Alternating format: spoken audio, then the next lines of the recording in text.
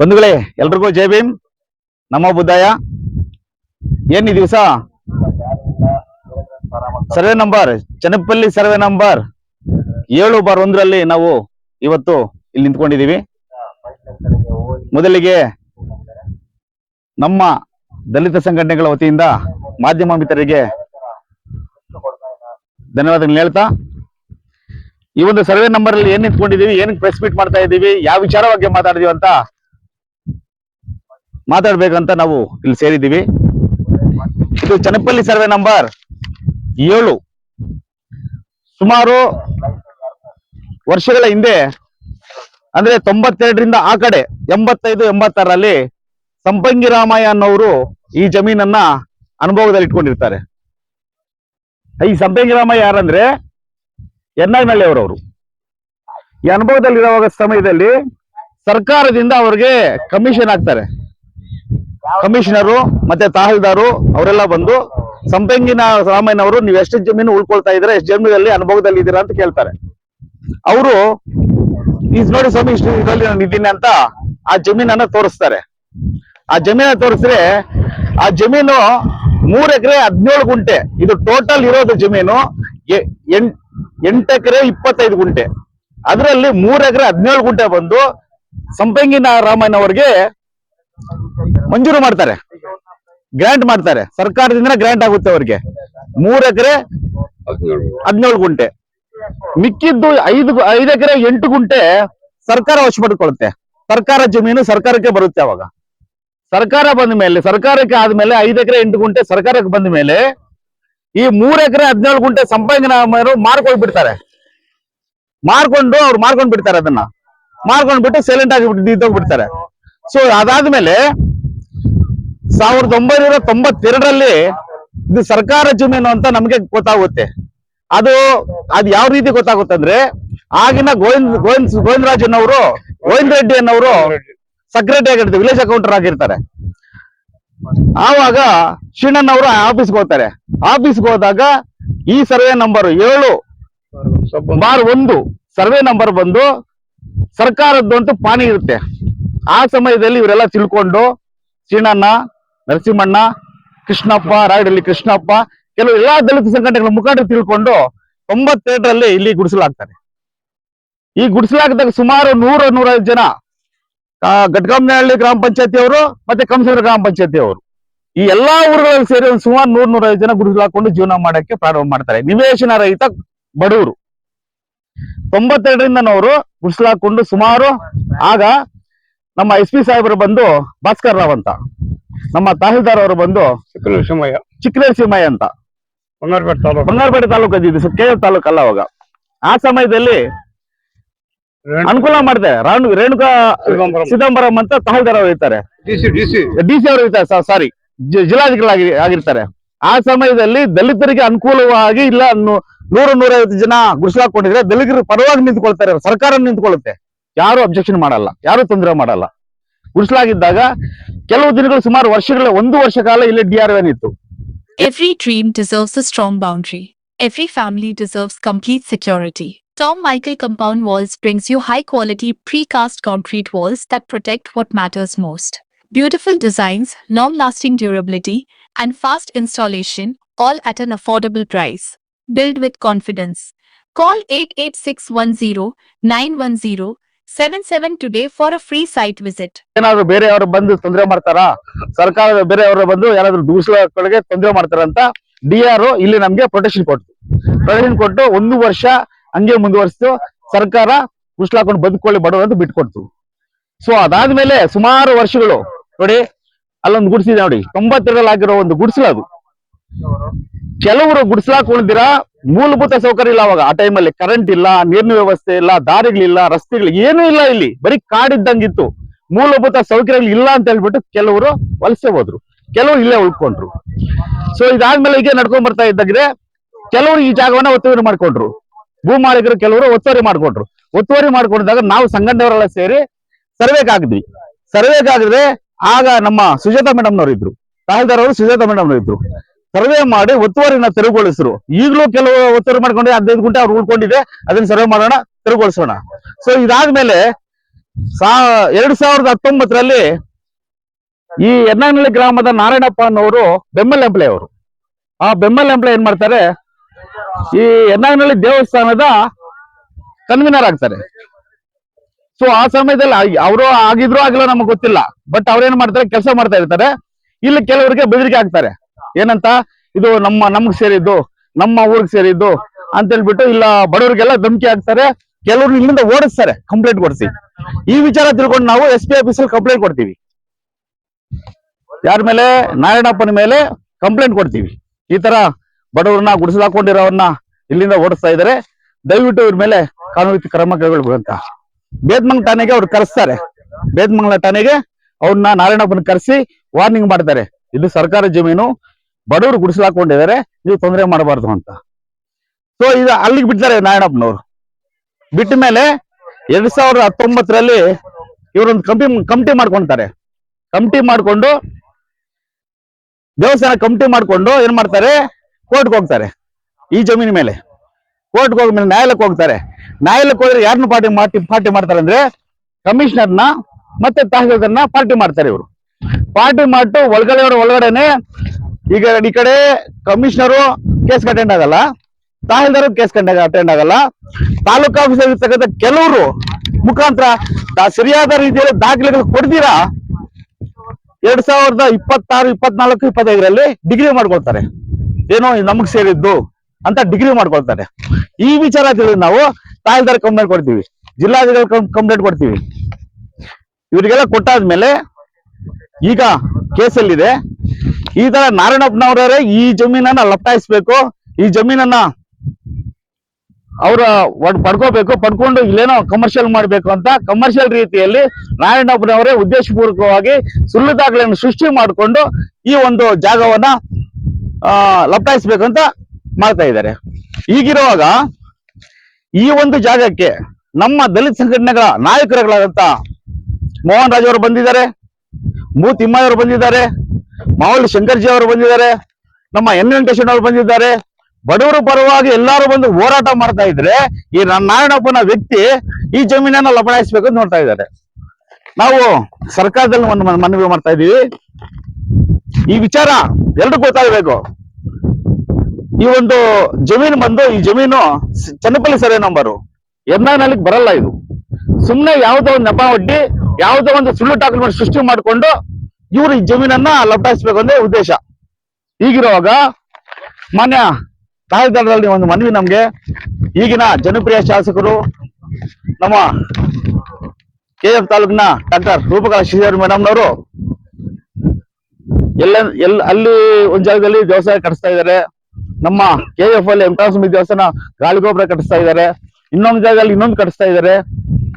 ಅಭಿವೃದ್ಧಿ ಕೆಲಸಗಳಲ್ಲಿ ಮುಂಚೂಣಿಯಲ್ಲಿ ಇರತಕ್ಕಂತ ನಮ್ಮ ರೂಪಕಲಾ ಶ್ರೀಧರ್ ಮೇಡಮ್ನವರು ದಯವಿಟ್ಟು ಹೇಳ್ತಾ ಇದ್ದೀನಿ, ಈ ಒಂದು ಸನಪಲ್ಲಿ ಸರ್ವೆ ನಂಬರ್ನ ಗಮನಿಸಿ ನಿವೇಶನ ರಹಿತ ಬಡವರಿಗೆ ನಿವೇಶನ ಮಂಜೂರು ಮಾಡಿಕೊಡ್ಬೇಕು ಅವರ ಅವಧಿಯಲ್ಲಿ. ಯಾಕಂದ್ರೆ ಅವರು ಪ್ರತಿಯೊಂದು ಈ KF ತಾಲೂಕಲ್ಲಿ ಪ್ರತಿಯೊಂದು ಕೆಲಸಗಳಲ್ಲಿ ಮುಂಚೂಣಿಯಲ್ಲಿ ಇದ್ದಾರೆ. ಇಡೀ ನಮ್ಮ ಕೋಲಾರ ಜಿಲ್ಲೆಯಲ್ಲಿ KF ತಾಲೂಕೆ ಕೆಲಸಗಳಲ್ಲಿ ಅಭಿವೃದ್ಧಿಗಳಲ್ಲಿ ಮುಂಚೂಣಿಯಲ್ಲಿ ಇರೋದು. ಈಗಿರುವಾಗ ಮಾನ್ಯ ತಹಸೀಲ್ದಾರ್ ಮೇಡಮ್ ನಾನು ಮನವಿ ಮಾಡ್ತಾ ಇದ್ದೀನಿ, ಈ ಒಂದು ಸರ್ವೆ ನಂಬರ್ನ ಗಮನಿಸಿ ಇಲ್ಲಿರ್ತಕ್ಕಂಥ ಬಡವರನ್ನ ಗಮನಿಸಿ ನಿವೇಶನ ರೈತರ ಒಂದು 2 ತಾಲೂಕು ಪಂಚಾಯತಿಗೆ, ಯಾವುದು ಕಾಮನಹಳ್ಳಿ ಪಂಚಾಯತಿ ಮತ್ತು ನಮ್ಮ ಕಂಸರ ಪಂಚಾಯತಿ, ಈ 2 ಪಂಚಾಯತಿಯವರು ಸಂಬಂಧಪಟ್ಟ ಬಡವರಿಗೆ ನಿವೇಶನ ಹಂಚಿಕೆ ಮಾಡಿಕೊಡ್ಬೇಕು. ಈ ಒಂದು ಸುಳ್ಳು ದಾಖಲೆಗಳನ್ನ ಸೃಷ್ಟಿ ಮಾಡ್ತಕ್ಕಂಥ ಈ ನಾರಾಯಣಪ್ಪನವ್ರ ಮೇಲೆ ಕಾನೂನು ಕ್ರಮ ಕೈಗೊಳ್ಳಬೇಕು.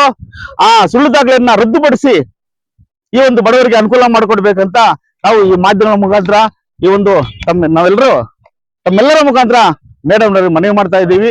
ಇನ್ನ ನಮ್ಮ ಶ್ರೀನಾಥ್ ಅವರು ಮಾತಾಡ್ತಾರೆ, ದಯವಿಟ್ಟು. ನಾರಾಯಣಪ್ಪನ ಬಂದ್ಬಿಟ್ಟು ಒಂದು ಮಾತು ಹೇಳಿದ್ರು. ಶ್ರೀನಿವಾಸ್ ಅಂತ ಚೆನ್ನಪ್ಪಲ್ಲಿ ನಮ್ದು ಸುಮಾರು ವರ್ಷಗಳಿಂದ 30-35 ವರ್ಷದಿಂದ ನಾವು ಈ ಜಮೀನು ಬಗ್ಗೆ ತಿಳ್ಕೊಬೇಕಂದ್ರೆ ಈ ವಿಷಯ ಯಾರಿಗೂ ವಿಷ ಮುಟ್ಟಿಸಿಲ್ಲ. ಯಾರು ಯರ್ನಾಗನಹಳ್ಳಿ ಪ್ರಧಾನಿ ಗೋವಿಂದಪ್ಪ ಮಂಡಲ್ ಟ್ರೇಡ್ ಅಲ್ಲಿ ಪ್ರಧಾನಿ ಗೋವಿಂದಪ್ಪ ಅನ್ನೋರು ಗೋವಿಂದ ರೆಡ್ಡಿ ಸೆಕ್ರೆಟರಿ ಹತ್ರ ಹೋಗಿ ಏನೋ ಮಾತಾಡ್ಕೊಂಡು ಬರ್ಬೇಕಂತ ಹೋಗಿದ್ರು. ಮತ್ತೆ ಮಾತಾಡ್ಕೊಂಡು ಕೆಳಕ್ಕೆ ಇಳಿಯೋವಾಗ ನಾನು ಮೇಲಕ್ಕೆ ಹೋದೆ. ಏನ್ ಶ್ರೀನಿವಾಸ್ ಯಾರಪ್ಪ ಪೋತ ತಗೊಂಡವು ಅಂತಂದೆ. ಸರ್ ಗೋವಿಂದ ರೆಡ್ಡಿ ಅವ್ರು ಉಂಡಾರ ಗೋವಿಂದಣ್ಣ ಅಂತಂದೆ. ಇದರ ಈ ಪಾನಿ ಬುಕ್ ಹಿಂಗ್ ಓಪನ್ ಮಾಡಿ ಮಡಗಿರೋದು ಹಂಗೆ ಇದೆ. ನಾನು ಹೋಗಿ ತಕ್ಷಣ ಮೇಲೆ ಸರ್ ನಮಸ್ಕಾರ ಅಂದೆ. ಓ ಸೀನಪ್ಪ ರಪ್ಪ ಅಂದೆ. ಇವರು ಗೋವಿಂದ ರೆಡ್ಡಿ ಅವರು ಪಾನಿ ಬುಕ್ ನೋಡಿದೆ. ಸನ್ನಿಪಿಲ್ ಸರ್ವೆ ನಂಬರ್ 7/5 7/1 5 ಎಕರೆ 8 ಗುಂಟೆ ಜಮೀನು ಸರ್ಕಾರ ಇದೆ. ಅವಾಗ ಸರ್ ಪಾನಿ ಬೇಕು ಸರ್ ಅಂತಂದೆ. ಮುಚ್ಚಿಬಿಟ್ಟ ಬುಕ್ನ ಮುಚ್ಚಿಬಿಟ್ಟು ಸುಮಾರು ಗೋವಿಂದ ರೆಡ್ಡಿಗೆ ನನಗೂ 1.5 ಗಂಟೆ ಆರ್ಗ್ಯುಮೆಂಟು. ಪಾನಿ ಬೇಕು ಬಂದ್ಬಿಟ್ಟು ನಾನು ನರಸಿಂಹ, ಕೃಷ್ಣ, ರಂಗನಾಥ ಇವರೆಲ್ಲ ಸೇರಿಕೊಂಡು ನಮ್ಮ DSSನವರೆಲ್ಲ ಒಂದು ಜಾಗದಲ್ಲಿ ಕೂತ್ಕೊಂಡು ಶುಕ್ರವಾರ ದಿನ ಮಾತಾಡಿ ಶನಿವಾರ ದಿನ ನೈಟು ಇಲ್ಲಿ 92ನೇ ಇಸ್ವಿಯಲ್ಲಿ ಗುಡಿಸ್ಕಲ್ ಹಾಕೋಕ್ಕೆ ಪ್ರಯತ್ನ ಮಾಡಿದ್ವಿ. ಶನಿವಾರ ದಿನ ಗುಡಿಸ್ಕಲ್ ಹಾಕಿದ್ದು. ಮತ್ತೆ ಭಾನುವಾರ ಫುಲ್ ಈ ಫೀಲ್ಡ್ ಎಲ್ಲ ಫಿಲಪ್ ಆಗಿತ್ತು. ಸುಮಾರು ಅಂದ್ರೆ 100-150 ಗುಡಿಸ್ಗಳಿತ್ತು. ಒಂದು ಒಗ್ಗಟ್ಟು ಸೇರ್ಕೊಂಡು ಬಂಗಾರಪೇಟೆ ತಹಸೀಲ್ದಾರ್ ಹತ್ರ ಹೋಗುದು, ಚಿಕ್ಕನರಸಿಂಹಯ್ಯ ಹತ್ರ ಹೋದ್ರು. ಹೋಗಿ ಅಲ್ಲಿಂದ ಅವ್ರನ್ನ ಕರ್ಕೊಂಡ್ ಬಂದು ನಮ್ಮನ್ನು ಕೇಳೋಕೆ ಬಿಟ್ರು. ಅವರು ನನ್ನ ಬಂದು ಕೇಳಿದ್ರು, ಯಾರಪ್ಪ ನಿನ್ಗೆ ಪಾನಿ ಕೊಟ್ಟಿದ್ದು? ಸರ್ ಸರ್ಕಾರದು ಗೋವಿಂದ ರೆಡ್ಡಿ ಅವ್ರು ನನಗೆ ಪಾನಿ ಕೊಟ್ರು ಅಂತಂದೆ. ಅಲ್ಲಪ್ಪ ಯಾರು ಪರ್ಮಿಷನ್ ಕೊಟ್ರು ಅಂತ. ಪರ್ಮಿಷನ್ ಯಾರು ಬೇಕಾಗಿಲ್ಲ ಸರ್, ಸರ್ಕಾರದಿಂದ ಯಾರು ಸರ್ ಪರ್ಮಿಷನ್ ಕೊಡ್ತಾರೆ, ನೀವೇ ಹೇಳಿ ಸರ್ ಅಂತಂದೆ. ಇಲ್ಲಪ್ಪ 1.5 ಗಂಟೆ ಟೈಮ್ ಕೊಡ್ತೀನಿ, ತೆಗೆದ್ಬಿಟ್ಟು ಲಿಸ್ಟ್ ಕೊಡ್ರಿ. ಸರ್ಕಾರದಲ್ಲಿ ನಮಗೂ ಕನ್ಫರ್ಮ್ ಆಯ್ತು, ಲಿಸ್ಟ್ ಕೊಡ್ರಿ. ನಾವು ಒಪ್ಪಿಲ್ಲ. ತಕ್ಷಣ ನಮ್ಮ ಸ್ಟೇಟ್ ಲೀಡರ್ಗೆ ಗೊತ್ತಾಯ್ತು, ತಿಮ್ಮಯ್ಯನವ್ರಿಗೆ. ಅವರು ಅಲ್ಲಿಂದ SP ಗೆ ಫೋನ್ ಮಾಡಿ, ನೋಡಿ ನಮ್ಮ ಬಡವರು ಅಲ್ಲಿ ಗುಡಿಸ್ಕೊಳಕೊಂಡಿದ್ದಾರೆ, ಅಲ್ಲಿ ಫಸ್ಟ್ ಅದು ಏನೋ ಒಂದು ಇದು ಮಾಡ್ರಿ, ಏನು ಗಲಾಟೆ ಆಗದಿರೋ ಸ್ವಲ್ಪ ನೋಡ್ಕೋಬೇಕಂತ ಹೇಳ್ಬಿಟ್ಟು SP ಚಿಕ್ಕನರಸಿಂಹಯ್ಯ ತಹಸೀಲ್ದಾರ್ ಅವರಿಗೆ ಫೋನ್ ಮಾಡಿದ್ರು. ವೈರ್ಲೆಸ್ ಮೆಸೇಜ್ ಬಂದ ತಕ್ಷಣ ನಾನು ಕರೆದ್ರು. ಸೀನಪ್ಪ ನೋಡಪ್ಪ ಲಿಸ್ಟ್ ಕೊಡಿ ಅಂತ ನೀನು ಕೇಳಿದೆ, ನೀನು ಒಪ್ಪಿಲ್ಲ, ಆಯ್ತು ನೀವೇ ಏನೋ ಮಾಡ್ಕೊಡ್ರಿ ಅಂತ ಹೇಳ್ಬಿಟ್ಟು ನಮಗೆ ಪ್ರೊಟೆಕ್ಷನ್ 1 ವರ್ಷ ಜೀಪ್ ಹಾಕ್ಬಿಟ್ಟಿಲ್ಲ, ಇಲ್ಲಿ ಏನು ಗಲಾಟೆ ಆಗಬಾರ್ದು, ಆ ಥರ ನೀವು ನೋಡ್ಕೋಬೇಕಂತ ಹೇಳ್ಬಿಟ್ಟು ಅವರು ಪೊಲೀಸ್ ಅವರಿಗೆ ಒಪ್ಪಿಸ್ಬಿಟ್ಟು ತಹಸೀಲ್ದಾರ್ ಅವರು ಹೊರಟೋದ್ರು. ಆಯ್ತಪ್ಪ ಅದು ಸರ್ಕಾರದೇ, ನಮಗೂ ಗೊತ್ತಾಯ್ತು ಅಂತೇಳಿ ಮತ್ತೆ ಇಲ್ಲಿಂದ ಗೋವಿಂದನಪ್ಪ ಅವರು DC ಸಾಹೇಬ್ರ ಹತ್ರ ಹೋದ್ರು ಕೋಲಾರ್ಗೆ. ರೇಣುಕಾ ಸಿದ್ದರಾಮಯ್ಯ DC ಅವರು ಅಲ್ಲಿ ಹೋದ ಮೇಲೆ ಶ್ರೀನಿವಾಸ್ ಗೌಡ MLA ಕರ್ಕೊಂಡು ಆ ಸ್ಪಾಟ್ಗೆ ಹೋಗಿದ್ದಾರೆ ಕೋಲಾರ್ಗೆ. ಆ ಅಮ್ಮ 3 ಮಾತಲ್ಲಿ ಮುಗಿಸ್ಬಿಟ್ಟು, ನೋಡಪ್ಪ ಸರ್ಕಾರದಿದು, ಅಲ್ಲಿ ಹಾಕಿರೋದು ಬಡವರು, ಸುಮ್ಮನೆ ನೀವು ಬರ್ಬೇಡ ಹೋಗ್ರಿ ಅಂತ ಹೇಳ್ಬಿಟ್ಟು ವಾಪಸ್ ಕಳಿಸ್ಬಿಟ್ಟಿದ್ದಾರೆ. ಆವತ್ತಿಂದ ಇದುವರೆಗೂ ಏನೂ ಆಗಿಲ್ಲ, ಯಥಾಸ್ಥಿತಿ ಹೆಂಗಿತ್ತು ಹಂಗೆ ಇತ್ತು ಜಮೀನು. ಇವಾಗ ಯರ್ನಾಗ್ನವರು ಕೆಲವರು ಇದನ್ನ ಲಪ್ಟಾಯಿಸಬೇಕಂತ ಹೇಳ್ಬಿಟ್ಟು ಮನಸ್ಪೂರ್ವಕವಾಗಿ ಸುಳ್ಳು ದಾಖಲೆಗಳನ್ನ ಸೃಷ್ಟಿ ಮಾಡಿ ತಹಸೀಲ್ದಾರ್ ಗೊತ್ತಾಗ್ದಿರಾನೆ, AC ಗೊತ್ತಾಗ್ದಿರಾನೆ, DC ಗೊತ್ತಾಗ್ದಿರಾನೆ, ಮತ್ತೆ ಸೆಕ್ರೆಟರಿ RI ಯಾರಿಗೂ ಗೊತ್ತಾಗ್ದಿರಾನೆ ಎಲ್ಲರನ್ನು ಇನ್ವಾಲ್ವ್ ಮಾಡಿಕೊಂಡು ಇವರು ಪೇಪರ್ ಸೃಷ್ಟಿ ಮಾಡಿ ಕೋರ್ಟಲ್ಲಿ ಡಿಗ್ರಿ ಮಾಡ್ಕೊಂಡಿದ್ದಾರೆ. ಆ ಡಿಗ್ರಿ ಮಾಡ್ಕೊಂಡು ಬಂದ ಆದ್ಮೇಲೆ ಇಲ್ಲಿ ಬೋರ್ ಹಾಕೋಕೆ ಬಂದಿದ್ದಾರೆ ಅವರು. ಸರಿ, ನಮ್ಮ ಮಂಜುನಾಥ್ ಮತ್ತೆ ಅವಿನಾಶ್ ಇವರಿಬ್ಬರು ಸೇರಿ, ನೋಡಪ್ಪ ಇದು ಸರ್ಕಾರದ ಇದು, ಇಲ್ಲಿ ಬೋರ್ ಹಾಕಬಾರ್ದು ಅಂತ ಹೇಳ್ಬಿಟ್ಟು ಇವ್ರು ಇಲ್ಲಿಂದ ವಾಪಸ್ ಕಳಿಸ್ಬಿಟ್ಟಿದ್ದಾರೆ. ಹೋದ್ಮೇಲೆ ಮತ್ತೆ ಇವರು ಅದೇ ಇದರಾಗಿ ಸುತ್ತಾಡಿ ಲಾಯರ್ನ ಮುಖಾಂತರವಾಗಿ ನಾನು ಅಲ್ಲಿ ಈ ಜಮೀನು ನಮ್ಮೂರ್ದು ಅಂತ ಇದು ಮಾಡ್ತಾರೆ. ಇಲ್ಲ, ಇದು ನಮ್ಮದು ಚನ್ನಪ್ಪಲ್ಲಿದು, ಸೆನ್ನಿಪಿಲ್ ಸರ್ವೆ ನಂಬರು, ಸೆನ್ನಿಪಿಲ್ ಜಮೀನು, ಸೆನ್ನಿಪಿಲ್ ಬಡವರಿಗೆ ಹಾಕ್ಬೇಕು. ಅದು ಯಾವ ಕ್ಯಾಸ್ಟ್ ಅನ್ನ ಆಗಲಿ ಬಡವ್ರಿಗೆ ಹಾಕ್ಬೇಕು. ಇಲ್ಲಿ ಹಾಕಿ ಗುಡಿಸಲಾಗಿರೋರಿಗೆ ಪರ್ಮನೆಂಟ್ ಹಾಕ್ಬೇಕು, ಅವ್ರಿಗೆ ಹಾಕ್ಬೋದ್ರು ಕೊಡ್ಬೇಕು ಅಂತ ಹೇಳ್ಬಿಟ್ಟು ನಾವು ಇಷ್ಟು ಭಾಷಣ ಜೈ ಕರ್ನಾಟಕ. ಏನಂದ್ರೆ ವಿಷಯ ದೊಡ್ಡವರೆಲ್ಲ ಮಾತಾಡಿದ್ರು. ಏನಂದ್ರೆ ಇದು ನಮ್ಮೂರು, ನಂದು ಯರ್ನಾಗ್ನಹಳ್ಳಿನೇ. ಏನಂದ್ರೆ ನಮ್ ಮನೆ ಇದೆ, ನಮ್ಮ ಮನೆಯಲ್ಲಿ ನಮ್ಮೂರಲ್ಲಿ ಜಾಸ್ತಿ ಜನ ಮನೆ ಇಲ್ದಿರ ಇದಾರೆ. ಯಾರಂದ್ರೆ 2-3 ಅಣ್ಣ ತಮ್ಮಂದ್ರಾಗಿದ್ರೆ ಒಂದೇ ಮನೆಯಲ್ಲಿ ವಾಸ್ತಾ ಇದ್ದಾರೆ. ಅದಕ್ಕೆ ನಮ್ಮೂರವ್ರಿಗೆ ಎಲ್ರಿಗೂ 5 ಎಕರೆ 2 ಎಕರೆ 3 ಎಕರೆ ಎಲ್ಲ ಜಾಗಗಳಿದೆ. ಈ ಗೌರ್ಮೆಂಟ್ ಜಾಗನ ಲೂಟಿ ಮಾಡ್ಬೇಕು, ಇದೇನೋ ಕಮರ್ಷಿಯಲ್ ಮಾಡ್ಕೊಂಡು ದುಡ್ಡು ತಿನ್ಬಿಡೋಣ, ಇನ್ನೊಂದು 10 ವರ್ಷ ಡಿಗ್ರಿ ಮಾಡ್ಕೊಂಡು ನಾವು 10 ವರ್ಷದಲ್ಲಿ ತಿನ್ಬಿಡೋಣ ಅಂತ ಪ್ಲಾನ್ ಮಾಡಿದ್ದಾರೆ. ಅದಕ್ಕೆ ನಾವು ದಲಿತ ಸಂಘ ಸಮಿತಿ ಎಲ್ಲರೂ ಸೇರಿ, ಎಲ್ಲಾ ಸಂಘಟನೆಯವರು ಸೇರಿ ಇದನ್ನ ಬಡವರಿಗೆ ಉಳಿಸ್ಬೇಕು ಅಂತ ನಾವು ಹೋರಾಟ ಮಾಡ್ತಾ ಇದೀವಿ. ಕೋರ್ಟ್ ಆದ್ರೂ ಸರಿ, ಯಾವ್ದು ತಹಸೀಲ್ದಾರ್ ಹತ್ರನು ಮೀಟ್ ಮಾಡಿದೀವಿ. ಎಲ್ಲರೂ ಮೀಟ್ ಮಾಡಿ ಸರ್ಕಾರಕ್ಕೆ ನಾವು ಉಳಿಸ್ಬಿಟ್ಟು ಬಡವ್ರಿಗೆ ಉಳಿಸ್ಬೇಕು ಅಂತ ನಾವು ಹೋರಾಟ ಮಾಡ್ತಾ ಇದೀವಿ. ನೋಡೋಣ ಇನ್ನು ಮುಂಚೆ ಏನಾಗತ್ತೆ ಅಂತ ತಿಳ್ಕ ಮೇಲೆ ನೋಡ್ಬೇಕು. ಜೈ ಭೀಮ್. ನಾವೊಂದು ಈ ಒಂದು ಪ್ರೆಸ್ ಮೀಟ್ ಮುಖಾಂತರ ಸರ್ಕಾರಕ್ಕೆ ಆಗ್ಲಿ, ಮಾನ್ಯ ಜನಪ್ರಿಯ ಶಾಸಕರಂತ ಮೇಡಮ್ನವ್ರಿಗಾಗ್ಲಿ, ರೂಪಕಲಾ ಅಶ್ವತಿ ಮೇಡಮ್ಗಾಗ್ಲಿ ನಾವು ಮನವಿ ಮಾಡ್ತಾ ಇದ್ದೀವಿ. ಯಾವುದೇ ಕಾರಣಕ್ಕೆ, ಯಾಕಂದ್ರೆ ಏನು ದೇವಸ್ಥಾನ ತೋರಿಸ್ತಾ ಇದ್ದಾರೆ. ದೇವರುಗಳು ಯಾರು ಬಡವರಿಲ್ಲ, ಇಲ್ಲಿ ಎಲ್ಲಾ ಶ್ರೀಮಂತರೇ ಇರೋದು, ಶ್ರೀಮಂತರ ದೇವರುಗಳೇ ಇರೋದು. ಯಾಕಂದ್ರೆ ಈ ಘಟನೆಗಳು ನೋಡ್ತಾ ಇದೀವಿ, ಸೋಷಿಯಲ್ ಮೀಡಿಯಾದಲ್ಲಿ ನೋಡ್ತಾ ಇದೀವಿ, ನ್ಯೂಸ್ ಅಲ್ಲಿ ನೋಡ್ತಾ ಇದೀವಿ, ನಮ್ಮ ಅಯೋಧ್ಯೆಯಲ್ಲಿ ಏನ್ ನಡೀತಾ ಇದೆ ನೋಡ್ತಾ ಇದೀವಿ, ಮೊನ್ನೆ ಗುಟ್ಟಳ್ಳಿಯಲ್ಲಿ ಏನ್ ನಡೀತಾ ಇದೆ ನೋಡ್ತಾ ಇದೀವಿ. ದೇವರುಗಳ ಹೆಸರು ಹೇಳ್ಕೊಂಡು, ದೇವರುಗಳನ್ನ ಉಪಯೋಗಿಸ್ಕೊಂಡು, ದೇವರುಗಳ ಮುಂದೆ ಇಟ್ಕೊಂಡು ಲೂಟಿ ಮಾಡೋರು ಜಾಸ್ತಿ ಜನ ಆಗಿದ್ದಾರೆ. ದಯವಿಟ್ಟು ಇದು ಬಡವರಿಗಂತ ಉಳಿಸಿ, ಬಡವರಿಗೆ ಅನುಕೂಲ ಮಾಡಬೇಕು. ಯಾಕಂದ್ರೆ 85, 86ರಿಂದನೂ ಸಹ 80 ಸಹ ಸರ್ಕಾರದಂತ ಪಾನಿ ಬರ್ತಾ ಇದೆ. ಈ ಪಾನಿ ಸ್ವಲ್ಪ ಗಮನಿಸಬೇಕು, ದಾಖಲೆಗಳೆಲ್ಲ ಪರಿಶೀಲನೆ ಮಾಡಬೇಕು. ಸರ್ಕಾರದ್ದು ಅಂತ ನಾವು ಸರ್ಕಾರದ ಮೇಲೆ ನಾವು ಸರ್ಕಾರ ಜಮೀನಲ್ಲಿ ಗುಡಿಸಲಾಕೊಂಡ್ರೆ ಕೆಲವರು ಹಿತಾಸಕ್ತಿಗಳು ಕೆಲವರು ದುರುದ್ದೇಶದಿಂದ ಈ ಜಮೀನನ್ನ ಲಪಟಾಯಿಸಬೇಕು, ಈ ಜಮೀನ ನಾವು ಪಡ್ಕೋಬೇಕು ಅಂತ ಬಡವ್ರನ್ನೆಲ್ಲ ಓಡಿಸ್ಬಿಟ್ಟು ಇಲ್ಲಿ ಏನೋ ದೇವಸ್ಥಾನ ಹೆಸರು ಹೇಳ್ಕೊಂಡು ದಂಧೆ ತರ ಮಾಡ್ತಾ ಇದ್ದಾರೆ. ದಯವಿಟ್ಟು ಇದಕ್ಕೆಲ್ಲ ಕಡಿವಾಣ ಆಗ್ಬೇಕು. ಈ ದಾಖಲೆಗಳೆಲ್ಲ ಪರಿಶೀಲನೆ ಮಾಡಿ ದಯವಿಟ್ಟು ಬಡವರಿಗೆ, ಮಾನ್ಯ ಶಾಸಕರಲ್ಲಿ ವಿನಂತಿ ಮಾಡ್ತಾ ಇದ್ದೀವಿ, ಬಡವರಿಗೆ ದಯವಿಟ್ಟು ನಾವು ಎಲ್ಲೆಲ್ಲೋ ದೇವಸ್ಥಾನ ಕಟ್ಸ್ತಾ ಇದ್ದೀರಾ ಮೇಡಮ್, ದಯವಿಟ್ಟು ಈ ಒಂದು ಬಡವರಿಗೆ ಮನೆಗಳು ಕಟ್ಕೊಟ್ರೆ ನಿಮ್ಮನ್ನ ದೇವ್ರು ಮಾಡ್ತಾರೆ, ಬಡವರು ನಿಮ್ಮನ್ನ ದೇವರಾಗಿ ತಿಳ್ಕೊಡ್ತಾರೆ ಬಡವರು. ಈ ಒಂದು ಮಾತನ್ನ ಹೇಳ್ತಾ ನಾವು ಈ ಒಂದು ಪತ್ರಿಕಾ ಮಾಧ್ಯಮದಲ್ಲಿ ಮನವಿ ಮಾಡ್ತಾ ಇಷ್ಟೊತ್ತು ಪತ್ರಿಕಾದಲ್ಲಿ ಮೀಡಿಯಾದಲ್ಲಿ ನಮ್ಮ ಮೀಡಿಯಾ ಮಿತ್ರರಿಗೆ ಧನ್ಯವಾದಗಳು ಹೇಳ್ತಾ, ನಾವು ಈ ಸೇರ್ತಕ್ಕಂಥ ನಮ್ಮೆಲ್ಲರ ಪರವಾಗಿ ಧನ್ಯವಾದಗಳು ಹೇಳ್ತಾ ನಮ್ಮ ವಿಚಾರವನ್ನು ಸಂಘರ್ಷ ಸಮಿತಿ ಹೋರಾಟಕ್ಕೆ ಜಯವಾಗಲಿ, ಕರ್ನಾಟಕ ದಲಿತ ಸಂಘರ್ಷ ಸಮಿತಿ ಹೋರಾಟಕ್ಕೆ ಜಯವಾಗಲಿ, ಕರ್ನಾಟಕ ದಲಿತ ಸಂಘರ್ಷ ಸಮಿತಿ ಹೋರಾಟಕ್ಕೆ ಜಯವಾಗಲಿ.